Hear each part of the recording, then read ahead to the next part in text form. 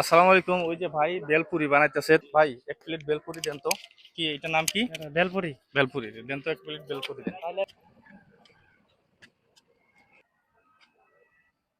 এক প্লেটের দাম কত?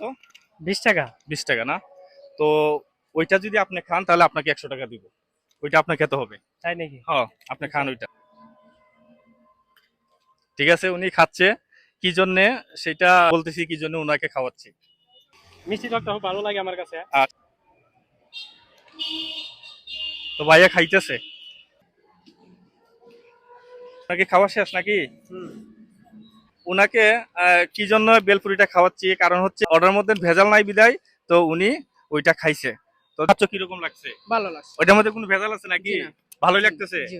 তো সেই জন্য ওই স্কুলের ছাত্ররা খাইতেছে, তো ভাইয়াকে বলছি 100 টাকা দেওয়ার জন্য। তো ভাইয়াকে 100 টাকা দিয়ে দেবো। দেন 100 টাকা দেন, এটা আপনার জন্য, এটা আপনার জন্য। ঠিক আছে, তো এইভাবে সচেতনমূলক পোস্ট গুলা করতেছি কেন, যে মানুষ এগুলা খায় তো ভালো না খারাপ সেই জন্য। তো ভালো থাকবেন সবাই, আসসালামু আলাইকুম।